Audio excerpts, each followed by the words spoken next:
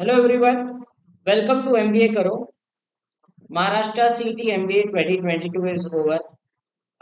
कुछ लोगों के लिए एग्जाम अच्छा गया, काफी लोगों के लिए एग्जाम बुरा गया। ठीक है, किसी का स्लॉट ऐसा था जिसमें बहुत डिफिकल्ट पेपर आया था, किसी स्लॉट में इजी पेपर आया था। ठीक है, so I talked about normalization also. How will normalization happen in this examination? How will the scores be impacted? Those who had easy paper, their normalized score would be less. On the other hand, the ones who had a difficult paper, their scores will go up, right? But still, people will find it unfair. Okay, कई चीजें ऐसी थी paper में, जैसे कुछ एक topics बहुत ज्यादा आ गए थे। ठीक है, या फिर किसी स्लॉट में कुछ चीजें नहीं आई थी। Right, so people will always complain about these things. So let us talk about what are the lessons that you must learn from this examination. ठीक है, कि जो लोग नेक्स्ट ईयर की प्रिपरेशन कर रहे हैं या कोई और एग्जाम्स की प्रिपरेशन पे लगे हैं, वो लोग कुछ इंपॉर्टेंट लेसन्स जो लेने चाहिए इस एग्जाम से, let us talk about those.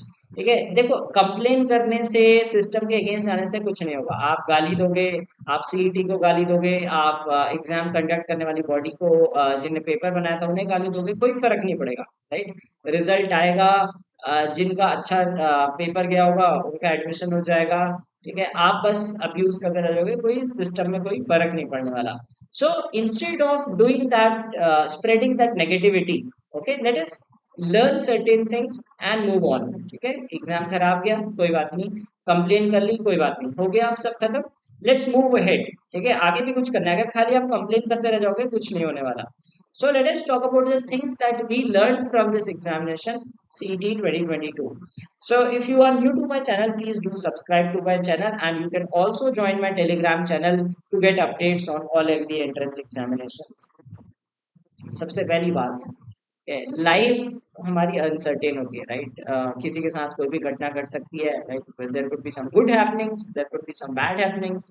Okay, so life is uncertain. Similar was the case with this examination. ठीक है, टेस्ट बहुत अनसर्टेन आया था, बहुत रैंडम आया था, कोई प्रेडिक्ट नहीं कर पाया। लोगों ने अलग अलग जगह मॉक टेस्ट दिए थे, कोई भी ये नहीं बोला कि ये मॉक टेस्ट से मिलता जुलता था। ठीक है, किसी को लगा कि ये मॉक टेस्ट के कंपैरिजन में काफी इजी आ गया था, या फिर कुछ लोगों ने कहा कि ये मॉक टेस्ट से काफी अलग था। Right, so the paper was very very uncertain, non predictable thing.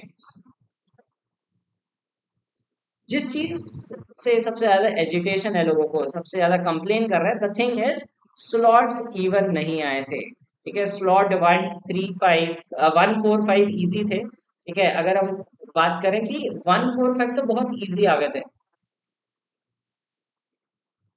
और 2 और 3 डिफिकल्ट आ गए थे। मतलब ऐसा नहीं कि ठीक है 5-10 क्वेश्चन का फर्क हो, कि अटेम्प्ट्स में थोड़ा बहुत फर्क हो, there was a lot of difference. ठीक है, किसी में बात करें तो 1 या 2 पजल आई, 2 या 3 मैक्सिमम। स्लॉट 2 में 8-9 पजल आ गई थी। ठीक है, तो कुछ ऐसे स्लॉट गए जिनमें बहुत सारी पजल्स आ गई, जिसमें पजल्स ही नहीं आई। किसी में इंडिविजुअल क्वेश्चंस बहुत सारे थे। फर्स्ट स्लॉट में जंबल पेपर आया था, पूरा जंबल, मतलब एक पजल का एक क्वेश्चन कहीं है, दूसरा कहीं है। So it was very very random, right? तो नो यूनिफॉर्मिटी। यूनिफॉर्मिटी तो एक, ठीक है, आप थोड़ा बहुत मान सकते हैं कि डिफिकल्टी लेवल थोड़ा बहुत ऊपर नीचे हो सकता है। There was a lot of difference, okay, which made these people, the students, unhappy. ठीक है, और नर्वसनेस बनी हुई है लोगों के मन में कि यार मेरा स्लॉट ऐसा गया था, ये क्या होगा। ट्रस्ट नॉर्मलाइजेशन, नॉर्मलाइजेशन से काफी हद तक चीजें ठीक हो जाएंगी। But still this was unfair, I believe. कि कुछ ऐसी चीजें थी, जैसे पहले होता था, पहले एटलीस्ट सेक्शन वाइज क्वेश्चंस बराबर आते थे, राइट? ऐसा इस बार नहीं था। अगर हम बात करें कि कुछ एक टॉपिक्स ऐसे थे, लाइक किसी में वो कैब भर भर के आ गई थी। ये मान लो कोई पर्सन है, वो बहुत बाकी चीजें उसकी सब सही है, वो वोकेबलरी उतनी अच्छी नहीं है, या उसने प्रैक्टिस नहीं की है, and there were very very unknown words, unheard of words which came in the examination. ठीक है, तो कई ऐसी चीजें थी जो बहुत अनइवन थी। किसी में डेटा सफिशिएंसी बहुत ज्यादा आ गया था, किसी में नंबर सिस्टम से बहुत ज्यादा क्वेश्चन आ गए थे। मान लो किसी ने पुराने पैटर्न के हिसाब से प्रिपेयर किया था, उसने सोचा था नंबर सिस्टम तो ज्यादा आता नहीं है, ठीक है, मैं अरिथमेटिक करके जाता हूँ या करके जाती हूँ, बट देखा कि नंबर सिस्टम पे बहुत ज्यादा क्वेश्चन आ गए, फैक्टर्स, जीरोस, ये सब निकालने वाले क्वेश्चन आ गए। So it was unfair on that part also. But again, as I said, that you cannot help anything in this. Now, one important thing that I would like to tell, कि जिन लोगों का paper बेकार गया वैसे जिनका moderate अच्छा गया, थोड़ा डिफरेंस जो लोगों ने क्रिएट किया होगा वो है टाइम मैनेजमेंट पे। ठीक है, कोई भी स्लॉट अगर उठा के देख ले, अगर मैं स्लॉट 2 जो मोस्ट डिफिकल्ट स्लॉट माना जा रहा है उसकी भी बात करूं, there were very easy questions in the examination. तो उन्हें किसी ने जो डिफिकल्ट क्वेश्चंस हैं उन्हें अवॉइड करके सही इजी क्वेश्चंस पिक किए होंगे which were present in all the slots, they must have done better as compare to others. ठीक है, तो जैसा कि मैंने कल के वीडियो में बताया था कि नॉर्मलाइजेशन होगा, you will get percentile based on your slot, right. आपको दूसरे स्लॉट से कंपेयर नहीं किया जाएगा, आपके अपने स्लॉट में रैंक वाइज परसेंटाइल बनेगी, फिर पांचों स्लॉट को मर्ज किया जाएगा। I showed you through an excel sheet also. ठीक है, so if you have not watch that video, do watch that video. But अपने स्लॉट में भी आप अच्छा कर सकते थे या बुरा हुआ होगा। ठीक है, तो ये किस पे डिपेंड करता है, आपने किस तरह से टाइम मैनेज किया। किसी भी स्लॉट की बात करें, कई क्वेश्चन ऐसे थे जो काफी इजी भी थे। ठीक है, बहुत वन वन लाइनर क्वेश्चन थे, ऐसे पूछा था कि ए 4 दिन में काम करता है, दोनों मिलके 3 दिन में काम करते हैं, तो बी कितने दिन में काम करेगा। इस तरह के डायरेक्ट डायरेक्ट क्वेश्चंस भी पूछे हुए थे। कुछ नंबर सीरीज के क्वेश्चंस डायरेक्ट से पूछे थे। रीजनिंग बेस्ड सर्टेन क्वेश्चंस जिसमें कोडिंग करनी थी कि A B C D E F G H ऐसे करके कुछ कोड दिए थे, those were direct questions, right? So there were some questions which could have been done directly in all slots। जो difficult slots भी आए थे उसमें भी कुछ questions at least ऐसे थे। ऑन द फ्लिप साइड कुछ लंबे पजल्स रहे होंगे जिनने लंबे लंबे पजल्स अवॉइड करके, जैसे specially I am talking about slot 2 3, जिनमें लेंथी पेपर आया था, लोग ज्यादा अटेम्प्ट नहीं कर पाए। अगर उनने लंबे क्वेश्चंस अवॉइड करके जो इजी क्वेश्चंस ढूंढे होते और कर लिए होते, तो they would have done much better in that. ठीक है, तो टाइम मैनेजमेंट का खेल था। कुछ लोग ऐसे थे जिनको अपने स्लॉट में लगा कि हाँ यार काफी इजी क्वेश्चंस थे, I was able to attempt. कुछ लोगों की कंप्लेन थी कि सर हम 1 2 सेट्स में फंस गए थे, उसकी वजह से हम ज्यादा अटेम्प्ट नहीं कर पाए। So that was the key here कि जिसने टाइम मैनेजमेंट सही से किया है, सही क्वेश्चंस पिक किए हैं, उनका कंपैरेटिवली पेपर अच्छा गया होगा with in slot. Okay, slot wise compare नहीं कर रहे, compare with your slot itself. ठीक है, हो सकता है जिसने लास्ट स्लॉट की भी बात कर ले कि आप फर्स्ट स्लॉट की भी बात कर ले, पेपर इजी था पर उनने कुछ मिस्टेक्स कर दी। ठीक है, सारे क्वेश्चंस अटेम्प्ट नहीं कर पाए। ठीक है, ऑन द अदर साइड किसी ने जो इंडिविजुअल क्वेश्चंस थे वो फटाफट कर लिए थे ताकि उनके पास ज्यादा टाइम बचा, वो ज्यादा क्वेश्चंस अटेम्प्ट कर पाए, एटलीस्ट वो सारे क्वेश्चंस में तुक्का लगा पाए। कुछ लोग तुक्का नहीं लगा पाए तो उनके चांसेस थोड़े कम हो जाएंगे स्कोर के। So these things will matter. तो जिसने टाइम मैनेजमेंट सही से किया, those people will benefit in this test। Now what we saw here is overall preparedness is ready। Okay, overall preparedness in the sense ki there were certain topics which students had prepared। ठीक है, लोग generally vocabulary नहीं करके गए थे, specially spelling mistakes I don't think people करके गए थे। लोगों ने सोचा होगा ठीक है यार कि ग्रामर आ जाएगी, सिनोनिम एंटोनिम आ जाएंगे, बट करेक्ट स्पेलिंग पूछेंगे किसी ने सोचा नहीं था। ठीक है, एचसीएफ एलसीएम से क्वेश्चन इतने आ जाएंगे, डेटा सफिशिएंसी लोगों ने छोड़ दिया, उन्होंने सोचा ठीक है आएगा तो 2 4 क्वेश्चन आएंगे। किसी स्लॉट में 15 क्वेश्चन करीब डेटा सफिशिएंसी के आ गए थे। So one thing that we learn here is overall preparedness is required। Okay, so that means that you should have prepared well all sections। ठीक है, जो बाकी एमबीए एग्जाम्स में भी आते हैं वो भी आपने अगर किए होते तो आपको बेनिफिट रहता। कुछ लोग सीईटी जो आईबीपीएस वाला फॉर्मेट था उसी पैटर्न के क्वेश्चन करके गए थे, they might have face difficulty in that. ठीक है, तो that is also a factor. ठीक है, तो अगर जो ज्यादा प्रिपेयर्ड था वो बेटर कर पाया। फॉर एग्जाम्पल कैट टाइप के क्वेश्चन पूछे थे, कैट 2008 से डायरेक्ट क्वेश्चन आ गया था गेम्स एंड टूर्नामेंट्स का। ठीक है, अब जो गेम्स एंड टूर्नामेंट जिसने कभी किया होगा that person might have benefited, although it is unfair on the part of the students appear for the examination, but जिनने ज्यादा प्रिपरेशन की थी उनको थोड़ा हेल्प मिला होगा। और ये बात मैंने अभी पहले भी कही कि if you waste time in the paper time will waste you. तो जिन लोगों ने क्वेश्चंस जो लेंथी क्वेश्चंस थे उनमें टाइम वेस्ट किया, उन्हें लगा कि वो ज्यादा अटेम्प्ट कर सकते थे और नहीं कर पाए, right. So it is the key to every examination कि आपको क्वेश्चंस पे टाइम वेस्ट नहीं करना होता है, स्पेशली ऐसे एग्जाम जिसमें बहुत क्वेश्चन होते हैं। 200 क्वेश्चंस 150 मिनट्स बहुत बड़ा नंबर होता है। ठीक है, 200 क्वेश्चन, अगर आप 20 20 30 क्वेश्चन लगातार छोड़ भी दोगे तो भी अब आपके पास बहुत सारे क्वेश्चन होते हैं अटेम्प्ट करने को। ठीक है, तो it was about time management. जिन्हें स्ट्रैटेजिकली पेपर अटेम्प्ट किया है उनका डेफिनेटली अच्छा गया होगा, चाहे डिफिकल्ट स्लॉट था चाहे इजी स्लॉट था। अब नेक्स्ट क्या करना है? कुछ लोग कह रहे हैं अब क्या करें, ठीक है, सीईटी अच्छा गया बुरा गया, किसी का अच्छा गया होगा, कुछ लोगों का तो अच्छा गया ही होगा, ठीक है, मोस्टली लोगों का बेकार गया होगा, राइट? तो अब करना क्या है?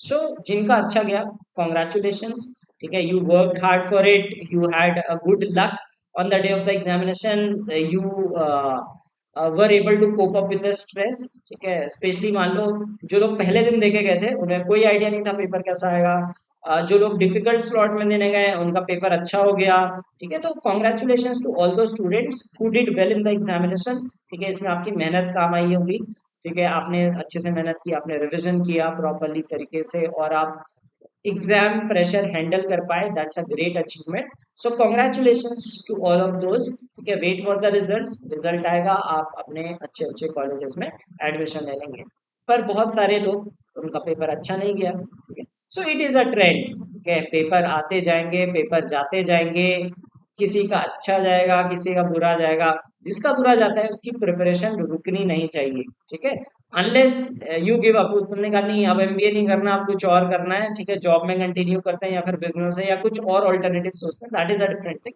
बट अगर आप टारगेट कर रहे हो और आपके पास समय है, लेट अस से यू हैव, आपके आपने 1-2 साल पहले ग्रेजुएशन किया, अभी आपके पास टाइम है, आपको एमबीए में ही इंटरेस्ट है, तो आपकी प्रिपरेशन रुकनी नहीं चाहिए, you should continue your preparation, तो जिनका खराब गया है, तो अब नए एग्जाम आ रहे हैं, आपने एक मोमेंटम बना रखा है, राइट, आप प्रिपरेशन मोड में हो, तो आप अभी मूवमेंट में हो, अगर आप रुक जाओगे तो फिर आपको फिर से स्क्रैच से स्टार्ट करना पड़ेगा, तो आपने कुछ चीजें कर रखी हैं, कुछ चीजें आपको एडिशनल करनी पड़ेंगी कुछ एग्जाम्स के लिए, so you can target other CAT, सबसे पहले कैट आ रहा है, कैट अभी 3 महीने बाद है, ठीक है, अभी काफी टाइम है, अगर आपने बेसिक प्रिपरेशन कर रखी है, थोड़ा सा एक्सेलरेट कर दोगे प्रिपरेशन को, you can do well in CAT, and through CAT you can get hundreds and thousands of colleges, ठीक है, कैट के थ्रू बहुत सारे कॉलेजेस होते हैं, CAT is the biggest MBA entrance examination in India, ठीक है, तो स्पेशली जो पर्सन नॉन महाराष्ट्रियन है, ठीक है, जैसे आपको पता ही होगा सीईटी में जो ओएमएस कैंडिडेट्स होते हैं आउटसाइड महाराष्ट्र, उनके लिए बस 15% सीट्स रिजर्व होती है, ठीक है, so it is very difficult for you to get into colleges in Maharashtra, ठीक है, चाहे वो जेबी हो, सिडनम हो, वेलिंगकर हो, जो भी टॉप कॉलेजेस हैं उसमें एडमिशन बहुत बहुत मुश्किल है, ठीक है, you can easily crack IIMs and other good B schools as compare to these schools of Maharashtra through CET, ठीक है, क्योंकि सीईटी सिर्फ 15% वेट देता है बाहर के कैंडिडेट्स के लिए, और बाहर के कैंडिडेट्स बहुत सारे होते हैं, ठीक है, महाराष्ट्र की पॉपुलेशन कितनी होगी, it is not 85% of the country, right, तो ऑफ कोर्स अनइवन डिस्ट्रीब्यूशन रहता है, बट स्टिल महाराष्ट्र मतलब जो सीईटी लिखने वाले हैं उसमें कई लोग बाहर के कैंडिडेट्स होते हैं, but they are more than 15% of the test takers, but you have just 15% seats reserved, so it is very very difficult for those people to get here, ठीक है, तो स्पेशली जो लोग ये नॉन महाराष्ट्रियन कैंडिडेट्स हैं उन्हें ये कंसिडर करना चाहिए कि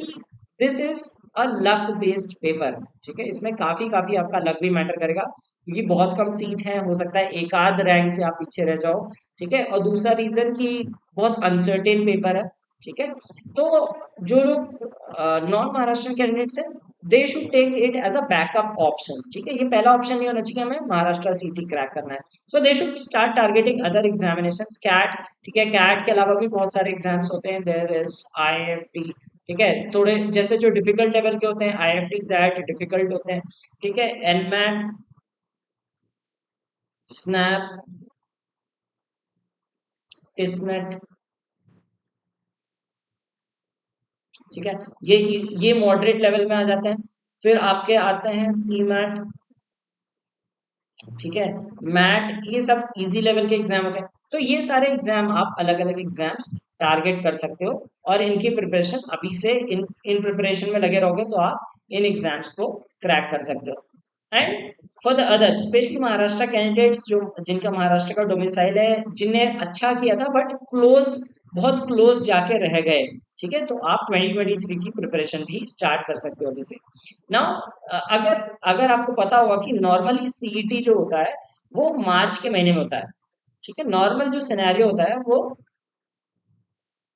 मार्च में सीईटी का एग्जाम हो जाता है, ठीक है, बट ड्यू टू पैंडेमिक 2020 तक ये सही चलता था, मार्च मिड तक हो जाता था, बट व्हाट हैपेंड इज 2021 में पैंडेमिक वजह से ये बहुत डिले हो गया, इस साल भी ये जून तक होने वाला था, right? If you remember earlier the date were in June, फिर 2 महीने शिफ्ट हो गया था, ठीक है? So although it is uncertain, but ये मान के चलो ये मार्च अप्रैल में हो सकता है, ठीक है? तो अगर सारी सिचुएशंस नॉर्मल हो जाती है तो हो सकता है कि नॉर्मली मार्च या अप्रैल में ये एग्जाम कंडक्ट हो जाए।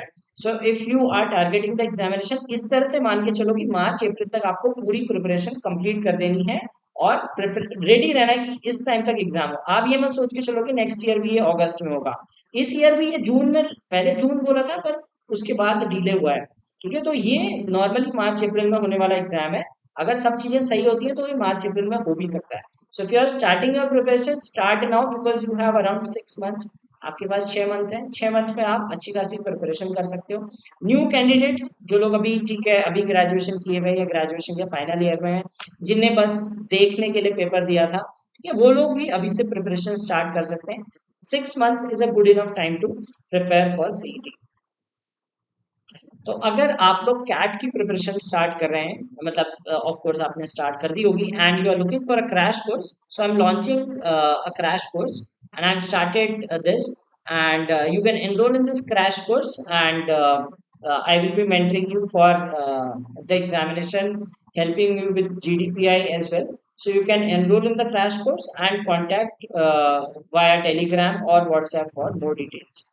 और अगर आप सी मैट, अगर आप JBIMSC टारगेट कर रहे हो, ठीक है, सी मैट और महाराष्ट्र सीटी ऐसे एग्जाम है जिनके थ्रू आप JBIMS में जा सकते हो, specially Maharashtra candidates and non Maharashtra candidates also. अगर आप बाकी MBA एग्जाम्स की तैयारी कर रहे हो, specially CMAT and MHCT, इसके अलावा टेस्ट नेट वगैरह भी इसमें कवर हो जाएगा, ठीक है? जो एग्जाम स्पेशली जनवरी फरवरी के अराउंड होते हैं, तो उस उन एग्जाम्स की इसमें प्रिपरेशन कवर हो सकती है।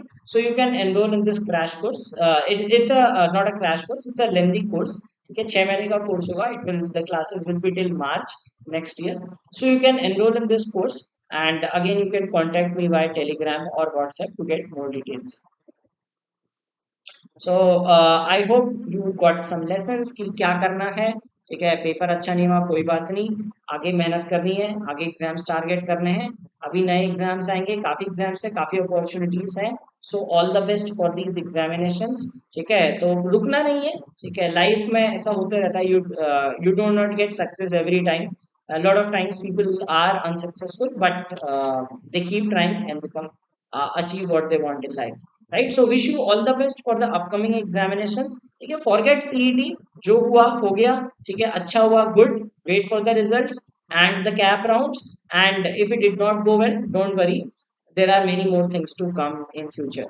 So keep preparing. All the best.